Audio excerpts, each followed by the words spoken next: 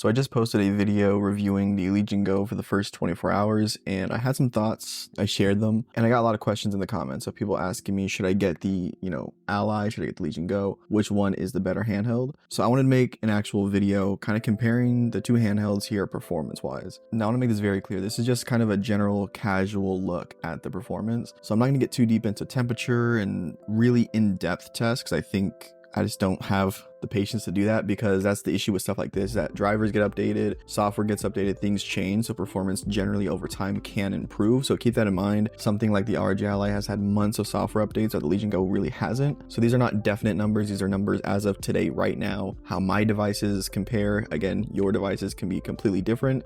We have also seen some weird quality issues with the Legion Go. Some people having failing USB-C ports, failing joysticks, and stuff like that. So just kind of keep that in mind, that this is just a general overview and not hard facts that you guys can expect to experience on every single device that exists. With that said, we will be diving into a few games here, some of my favorite games, a lot of games I play personally, so I can kind of give a good idea on if they're running good or if there's some performance issues. And if you see me looking up, you can see I have a camera here, so I'm trying to make sure everything's in shot. So if I look weird and just staring off into space, I'm actually hopefully doing a good job getting this into frame. All right, the first game I want to try out here is Mortal Kombat 1. I have beat Mortal Kombat 1 on the Steam Deck, and I also played a little bit of it on the ROG Ally. I really haven't touched it too much on the Legion Go, so we'll get into it here. I'll run through the benchmark, we'll play a little bit, and we'll also go through if the controls feel good as well. And this is one feature I actually really like about the Legion Go, is that I can use the kickstand and have it set up like that and kind of play it without actually holding the weight of it on my hands, which is kind of cool.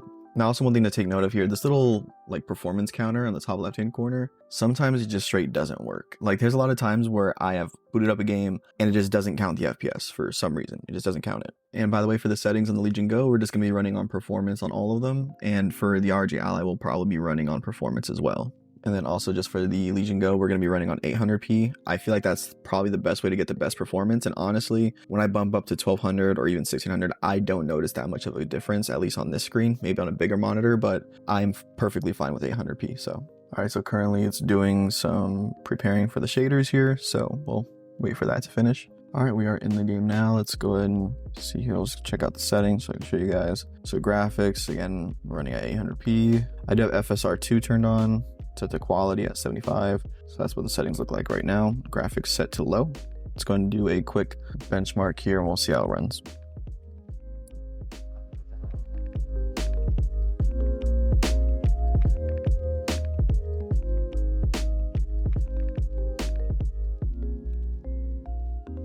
All right, so the average FPS is showing up as 51 for MK1, at least on the benchmark right now. That's pretty much what I got in general too when I did this same test before, so I don't think it's that different. And I think you can expect low 50s, high 40s, and sometimes I touch the 60s, but generally you're going to expect between high 40s, low 50s for this game.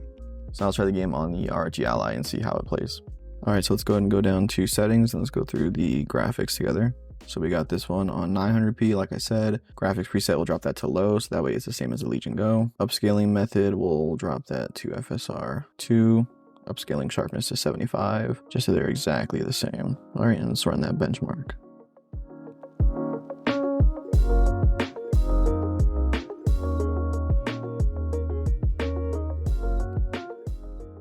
So the Ally is showing as an average FPS of 41, so that's 10 less than the Legion Go. And honestly, it looked like that too. It didn't look so smooth. Like the Legion Go from the jump, from the benchmark to the end, was relatively smooth. This one did take a little bit to get that higher FPS. So take that for what it is. Again, this is not hard numbers, it's not science or anything like that. This is just me kind of giving you guys a general test. And the next game I want to try here is, again, I have a lot of time in, and that's Borderlands 3. Let's go through the options here, the visuals. Let's check on this. Graphics quality set to low. Just make sure that that's low. Now I'll run the detailed benchmark here on this and just see how that looks.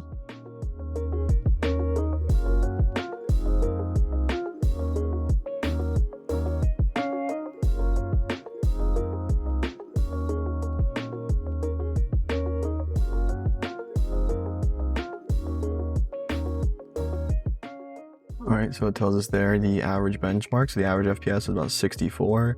Average frame time is about 15. So not bad. I mean, average FPS being above 60 is great. That is really good performance for this sort of device, and overall really happy about this test. Again, this is Borderlands 3, which is also a really well optimized PC game, so I didn't expect this one to be super low or anything like that. So 64 is great for the Ally. I will say the fans are much more audible on the Legion Go. Even just in this menu screen, they're actually like fully audible. Again, we're in performance mode, so maybe that's it. I think if you dropped it down to balance mode, you could still get a good FPS and probably have less fan noise, but the fan noise on performance is pretty loud on this guy. All right, so let's take a look here at the settings here, make sure they're all the same. So we'll obviously make this 16 by 10 and up to 800p. Graphics quality is on low, and we'll run that benchmark now.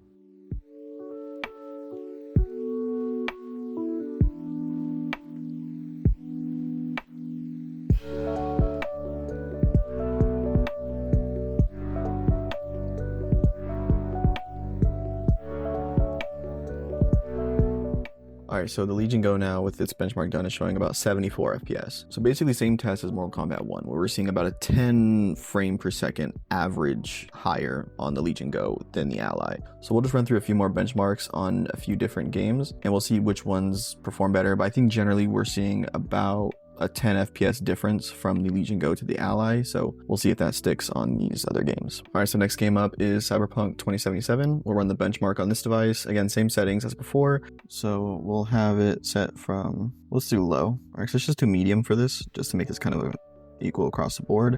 We'll leave these as defaults here, the FSR to auto, and 2.5 there. We'll run the benchmark.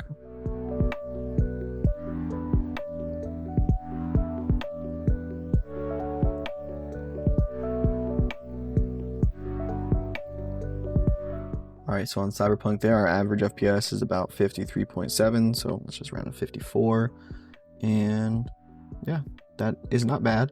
For an FPS game, you want to be in the 50 to 60s, so it's not horrible. Says there the minimum FPS was 11, so that's definitely a big dip there in case you are loading in new textures or new shaders. It's probably going to take a pretty decent hit, but the max FPS we got was 93, so that's not too bad. Alright, now we're going to load up Cyberpunk on the Ally and see how it runs there.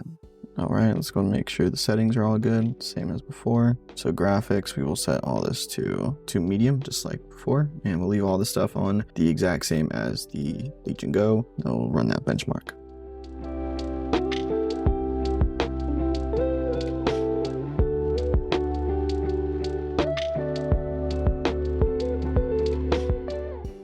Alright, so this test did not go super well. For the Ally, you can see the average FPS here was 23, or 23.4, so I guess we can actually round down to 22, but let's just say 23. Yeah, so that's not great. That's almost about half as much as the Legion Go got. I think this is where you're starting to see it break away a little bit, is that really well optimized games like MK1 or Borderlands 3 will probably transition relatively the same on both devices, and you can do a lot of software tweaks to make them perform equal, changing resolution, changing, TDP, changing fan speeds, and actually going in depth. But I don't think most people are going to want to do that, which is the whole purpose of this video, is a real world test on just turning the game on, maybe changing the resolution a little bit, but this is generally what you're going to expect, right? Now, I'm not too sure why the Ally would have such a huge drop in FPS compared to the Legion Go. My only thing would be that the Legion Go does have better cooling, so maybe that has something to do with it. You can see there, even the lowest FPS was 6, so that's pretty bad, and then the max is 60. The max we got on the Legion Go was 90, so even then, just if you move that around, we're getting a huge leap in performance in the Legion Go for this game specifically at medium. Yeah, that's unfortunate to see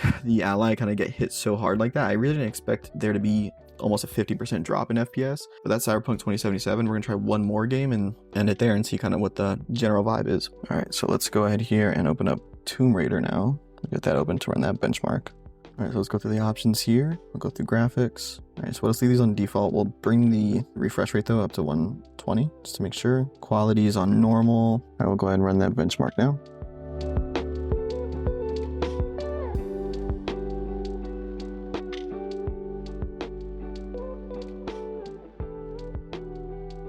Right, so you can see there the FPS, the minimum is about 98, while the max is 122 and average is 118. So 118 for Tomb Raider is not bad. Again, this is a really well optimized game on PC, hence the benchmark. Lots of people use this benchmark to kind of gauge performance. So I think that's the big thing here, that generally the ROG Ally will perform great with well optimized games and games that are actually putting in the effort to run well on PC, especially on lower spec computers. Obviously a game like Cyberpunk, not super well optimized, is gonna need that extra performance and that extra boost of it, whether it's cooling, power, whatever it is that the Legion Go is providing. So we'll try the Tomb Raider benchmark now, just double check everything. I'm assuming here that the Tomb Raider benchmark on the Legion Go is either going to be fairly similar or not too far off. So as you can see, I did not expect to have this issue. So this is the big issue that's been going on with the Legion Go, where certain games, and I'm not sure if it's because of the 16:9 display or if it's because the display is a vertical native display or both, but some games are just really weird and they don't show up right. Now, from what I know, you actually need to like do some stuff in game files or into your Windows files to get certain games to run properly and fit the screen size properly. I was not prepared for this. I did not know to do this, and I obviously don't know how to do this yet. So we'll run the benchmark in this way.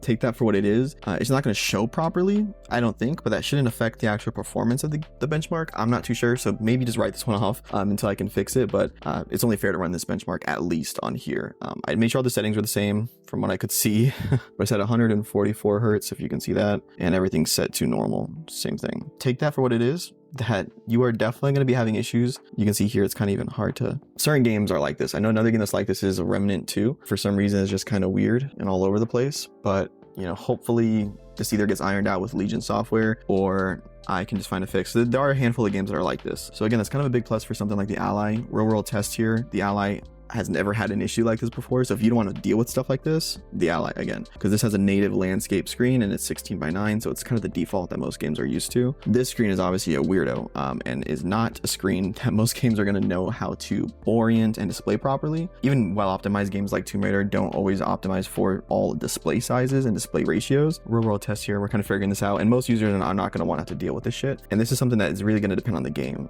Games can be updated for this sort of support, and that could fix it, but I doubt older games like this are going to get really fixed for this sort of thing. Kind of hard to see there, but you can see that the average FPS is about 141, while the max is 144, with the minimum being 110, it looks like. So that is still better than the Ally by a good amount. I think that's kind of a good ending point here for the video, is that generally the Legion Go will perform better and the Ally will almost always have an easier experience, in my opinion, just because of software and the screen. The Ally is going to have an easier and better time actually playing the games because it's not a weird size screen ratio or anything like that. And the Legion Go is most likely going to run into issues with certain games, especially older games maybe, but will definitely run better across the board. I haven't found a single game that the Ally ran better than the Legion Go, in my opinion. I did see some people on Reddit saying that their Ally performs better than the Legion Go. There could be tons of software issues, like I said, that's totally possible. But as of right now, the Legion Go pretty much outperforms at the lowest case about 10 FPS more, but best case, something like Cyberpunk, you're seeing almost double the performance. I'm not sure if that has to do with the fact that the Legion Go just cools way more, has a way bigger fan, or I don't even know if it's a way bigger fan, but it's a bigger device, so the cooling is going to be easier. Legion Go is obviously a lot smaller. It's a lot more quiet too. Even on performance, it's pretty quiet, so keep that in mind.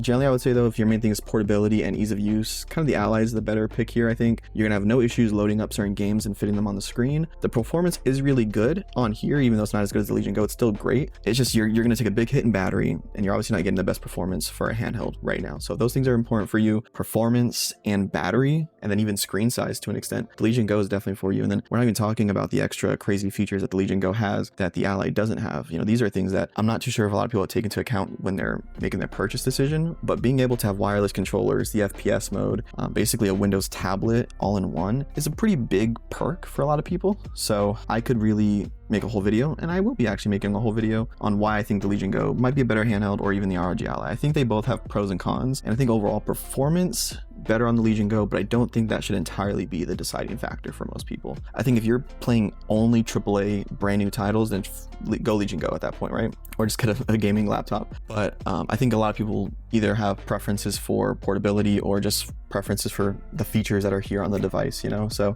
that's my thoughts. I really don't have a clear winner. Obviously, clear performance winner is Legion Go, but as I've said, it's a lot more of a detailed conversation than that. So I'll be posting a video here on each of these devices more individually, and then also maybe more in a more compared environment, because I do think there's a lot of comparisons to be made, not only on just the performance, but just also on the ergonomics, the controls, the customer support, and stuff like that. I don't think a lot of people are talking about how is the actual experience of being an owner of these devices rather than being a user is kind of the big disconnect I think a lot of people have. But with that said, that was a performance real world test of these two devices. Again, this is not scientific, so I'm sorry if I didn't do the perfect test that you wanted with the exact settings and resolution and game that you wanted. This is just kind of the general user testing these devices out, playing games on them. How does it run? How does it feel? That's what my goal was here. This is my first performance test, so if I did something wrong or if you notice me not do something right, go easy on me. Let me know in the comments if you guys have any questions or concerns on anything. But thank you for watching all the way to the end. I do appreciate it, and have a good one.